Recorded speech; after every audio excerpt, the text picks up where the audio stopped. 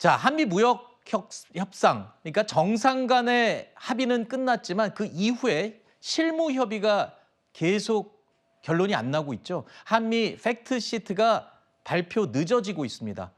자, 한미 정상회담 이후에 2, 3일 정도면 끝난다라는 말이 있었는데 2, 3일 훨씬 지났죠. 그런데 여전히 안개 속이라는 겁니다. 나온다 말만 하고요. 언제 나올지 아직 아무도 모릅니다. 거의 마무리 단계에서 조만간 나올 거로 예상을 하고 있습니다. 다만 대략 팩트시트 같은 경우에 이번 주를 저희들 볼 때는 넘기지 않을 거다. 워낙 그동안 다뤄온 사안들이 많다 보니까 이걸 일일이 체크하고 또 점검하는 과정에서 좀 시간이 걸리고 있습니다. 미국 측에서도 관계 여러 부처 간에 최종 확인을 받고 있다고 들었습니다.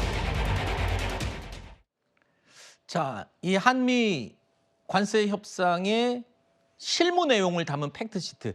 이게 늦어지면 늦어질수록 우리 산업계는 지금 한숨이 깊어지고 있잖아요. 네. 계속 버텨야 되는 거 아니에요? 대표적으로 이제 자동차. 그렇죠. 네. 25% 이제 고율 관세를 부과받고 있으니까요.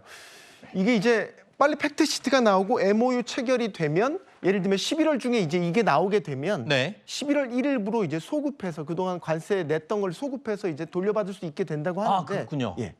그것도 지금 사실 정부 설명은 11월 1일자로 소급될 것처럼 얘기는 하지만 그걸 미국 측에서 확인해 주지 않고 그것도 팩트시트 있죠? 내용을 확인해 봐야 하는 거죠. 그렇죠. 아하. 결국 그 팩트시트 안에 그 부분이 담겨야 되겠죠. 네. 그 방향으로 추진을 할 거고 문제가 없을 것이라는 게 정부 입장이긴 한데 너무 늦어져요. 아하. 계속 늦어지고 있잖아요. 네. 이게 이제 지난달 말부터 관세 협상 타결했다고 해서 곧 팩트시트 나올 거다라고 얘기를 했고 뭐 국정감사에서도 계속 같은 입장을 내놨지만 네. 지금 2주 가까이 되고 아하. 있습니다.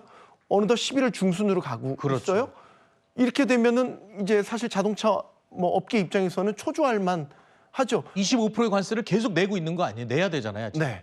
그것도 만약에 더 늦어져서 아하. 11월을 넘긴다라고 만약에 최악의 상황까지 가정을 하면 그건 또 더 많은 관세 손해를 봐야 되는 것이고 하나 더 걱정인 거는 일본과 EU 사례를 보면 서로 달랐어요. 네. EU 같은 경우는 MOU를 체결하기 이전부터 소급이 됐지만 일본 같은 경우는 MOU 체결을 기준으로만 그냥 소급이 소급이 됐어요. 안 됐고요. 그러니까 미국이 이걸 정확하게 확답을 주지 않으면 네. 지금 정부 설명도 이걸 우리가 100% 이거다라고 받아들일 수 없다는 겁니다. 근데 문제는 사실 우리 정부 대통령도 이 얘기를 했습니다. 시간이 쫓길 필요 없다. 우리가 불리한 조건에 사인할 필요 없이 시간을 두고 끝까지 좀 버텨보겠다 했어요.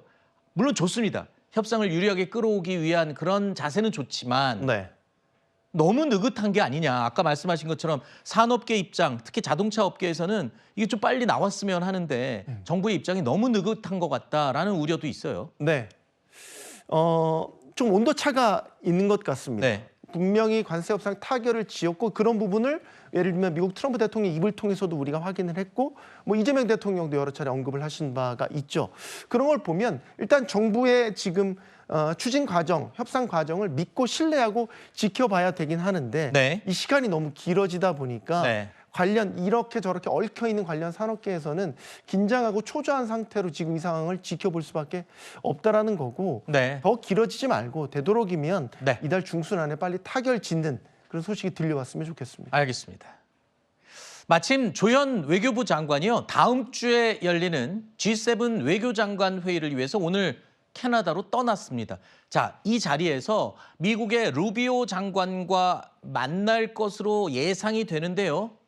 이번에 이 협상에서 새롭게 추가된 내용이죠. 원자력 추진 잠수함. 이 내용을 둘러싸고 이견이 많은 걸로 알려지고 있습니다. 이런 문제들에 대한 이견이 빨리 좁혀지는 계기가 될 수 있을지 이번 G7 외교장관 회의를 좀 지켜보도록 하겠습니다.